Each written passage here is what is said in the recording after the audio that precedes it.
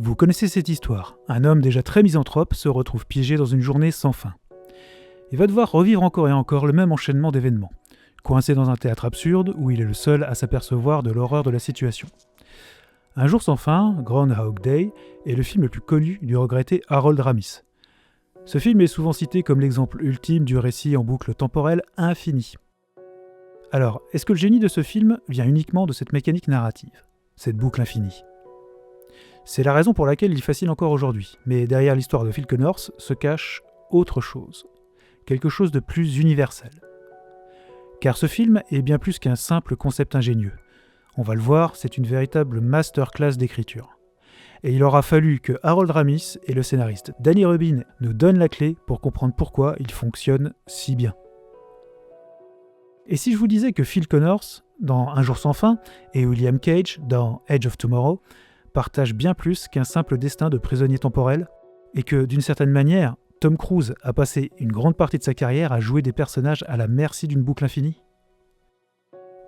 Alors, le concept de scénario, c'est quelque chose que l'on ne peut pas protéger. Celui de Groundhog Day était novateur dans le domaine du cinéma, et forcément, il va inspirer d'autres histoires 30 ans après sa sortie. Il existe désormais plusieurs films qui exposent cette idée de répétition temporelle infinie. De Source Code à Happy Birthday ou Palm Springs, c'est un concept unique, un peu fou, qui peut donner un sentiment de vertige ou devenir très rigolo. C'est aussi le moteur d'une mécanique d'évolution pour les personnages, un processus d'apprentissage où l'échec mène progressivement au dépassement de la frustration. Mourir, apprendre, recommencer, se perfectionner. C'est aussi un principe fondamental du jeu vidéo. Le film qui nous a vendu cette logique vidéoludique, c'est Edge of Tomorrow, réalisé par Doug Liman, et adapté du roman All You Need Is Kill de Hiroshi Sakurazaka. L'histoire nous raconte la boucle temporelle du major William Cage, interprété par Tom Cruise. Edge of Tomorrow, c'est du Die and Retry. C'est l'équivalent de Dark Souls sur grand écran. L'amélioration par l'échec répété. Ce qui est un peu le même principe que Groundhog Day, sauf que dans le film de Harold Ramis, Phil Connors cherche sa voie. Il est perdu dans le temps, mais aussi avec lui-même. Phil Connors est misanthrope, il n'aime pas les gens.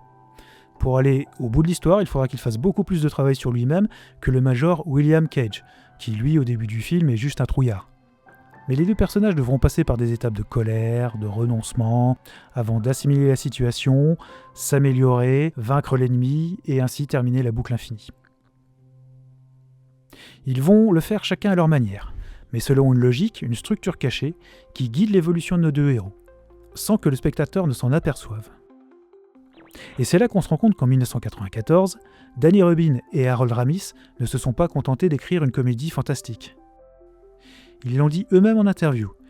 Ils ont calqué l'arc de transformation de leur héros sur un modèle psychologique précis, celui de la psychiatre Elisabeth Kubler-Ross, qui a théorisé les 5 étapes du deuil. Dans ce modèle, qui vaut aussi bien pour la perte d'un emploi que d'un proche ou l'annonce d'une maladie grave, l'être humain, le patient, passe par ces différentes phases. Elles ne sont pas exploitées dans le même ordre pour nos deux films. Dans Un jour sans fin, c'est d'abord le déni face à une réalité insupportable. L'esprit se protège. Phil Connors, par exemple, refuse d'y croire et pense d'abord à une mauvaise blague ou à un problème temporaire. Devant l'impossibilité de briser la boucle, il va subir un bref passage d'exaspération, c'est le stade de la colère, qui se manifeste plus ou moins intensément selon les personnes ou ici les personnages. Le troisième stade, c'est le marchandage. Phil commence à tester les limites de son étrange prison. Il cherche à manipuler les événements qu'il connaît par cœur, à séduire Rita en exploitant les informations qu'il accumule jour après jour. Bref, il essaye de monnayer avec le destin. Quand il comprend qu'il ne peut pas le faire, il est à la 4e phase, la phase de dépression. Phil étant persuadé que la boucle dans laquelle il est enfermé est éternelle, qu'il n'y a plus d'issue, plus d'échappatoire, il se met à déprimer au point de vouloir en finir rapidement. Dernière phase, il y a l'acceptation. Phil cesse alors de lutter contre la boucle. Il choisit d'en faire quelque chose de bien, d'apporter de la lumière aux autres, même s'il doit tout recommencer chaque matin. Un jour sans fin n'est pas juste l'histoire d'un homme piégé dans le temps. C'est une métaphore de l'évolution intérieure. Alors, soyons clairs, cette course du changement, du voyage intérieur et de l'acceptation concerne énormément de personnages de films. C'est, pour les scénaristes, un petit peu comme une boîte à outils. On peut très bien calquer ces étapes pour l'évolution d'un personnage, et ce, dès que le scénario s'y prête. Un peu comme dans Vice Versa de Pixar. L'évolution de Riley concerne son passage de l'enfance à la vie adulte, Et son arc narratif est conditionné par l'acceptation par joie que les souvenirs autrefois heureux appartiennent aussi un peu à tristesse. Dans le film Premier Contact de Denis Villeneuve, le personnage de Louise Banks, joué par Amy Adams, va traverser une progression qui, là aussi, peut être identifiée comme étant celle de Kübler-Ross. En fait, l'évolution intérieure est un arc narratif puissant pour les acteurs les plus doués de leur génération. Beaucoup de leurs personnages peuvent s'adapter à ces 5 phases de l'évolution intérieure. Et il y a un acteur chez qui ça fonctionne particulièrement bien. Tom Cruise, évidemment. Prenons l'exemple de Frank McKay dans Magnolia. Tom Cruise incarne un homme sûr de lui, dominateur, persuadé d'avoir tout compris au monde et désireux de se venger de la junte féminine. À la fin du film, Frank McKay se retrouve devant son père, agonisant. On découvre alors qu'il est juste un être fragile que son père a abandonné. Il a construit sa vie entière autour d'un mythe de l'homme séducteur prêt à détruire émotionnellement les femmes. Mais cette construction en tant que personne est un déni constant face à la réalité de son enfance. En un instant, il traverse toutes les étapes. Le déni, en refusant d'accepter la situation, la colère lorsqu'il explose face à ce père qu'il a haï autant qu'il a aimé, le marchandage quand il lui hurle de ne pas mourir, puis le désespoir, la douleur brute, avant d'accepter la fin inéluctable. Alors évidemment, ces techniques scénaristiques ne peuvent pas fonctionner sans un acteur qui va insuffler de la vie dans son interprétation, qui va donner corps à ce qui n'est sur le papier que 5 phases. Mais Tom Cruise, lui, il n'interprète pas seulement un rôle, il le vit. Tom Cruise a décrit son père comme un homme violent et toxique. Il a quitté sa famille lorsque Cruise était enfant, laissant sa mère seule. L'acteur a dû grandir avec un père absent, et on peut dire qu'il y a beaucoup de Tom Cruise dans Frank McKay, et qu'il est une version imparfaite de l'acteur. Et c'est là qu'on touche à quelque chose de plus profond que la simple structure d'un scénario. Ce qui est spécial avec Tom Cruise, c'est que énormément de personnages qu'il joue passent par les stades et la courbe d'évolution décrite par Elisabeth Kübler-Ross. Ce chemin narratif fait écho à sa carrière.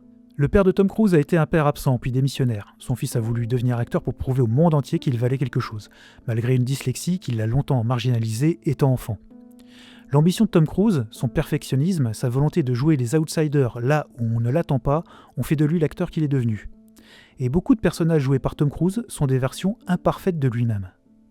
Ou en tout cas des versions qui se débattent avec le déni, la colère, le marchandage et la dépression, avant d'accepter leur sort et d'essayer d'avancer. Ils rejouent tous ces étapes. Ils rejouent tous cette boucle temporelle infinie. Cette deuxième boucle sans fin qui était là depuis le départ. Dans Né un 4 juillet, il est un vétéran du Vietnam qui devra admettre qu'il fait partie de cette génération sacrifiée, envoyée à la guerre. Après avoir connu le désespoir, il décidera de venir en aide aux anciens combattants et aux laissés pour compte. Dans Minority Report, il se bat avec ses démons, et il n'a pas d'autre choix que d'accepter la perte de son fils, et de pardonner à son meurtrier. Dans Vanilla Sky, il joue le rôle d'un homme riche et narcissique, qui est condamné à affronter son propre reflet et sa propre chute. Dans Oblivion, il ne remet tout d'abord pas en cause une version du monde imposée avant de comprendre qu'il n'est qu'un être interchangeable. À chaque fois, le même cycle, déni, colère, marchandage, dépression et acceptation. Les personnages tombent sur des fausses pistes et recommencent avec ou sans marmotte. Pour conclure, autant aller un peu plus loin. Les étapes de Kübler-Ross ne s'appliquent pas qu'aux personnages de fiction. Elles nous concernent tous. Nous passons par ces étapes dans nos vies à l'occasion d'expériences diverses. Le deuil d'un proche, dire adieu à l'enfance ou abandonner nos illusions. C'est là que le cinéma frappe fort, parce que les personnages qu'on voit sur l'écran rejouent nos émotions, nos luttes, nos propres étapes de transformation. Nous sommes tous dans cette boucle, et le cinéma, et des acteurs comme Tom Cruise ou Bill Murray, ce sont ce miroir dans lequel nous reconnaissons un reflet, et où nous laissons un peu de nous-mêmes, et qui en retour nous change.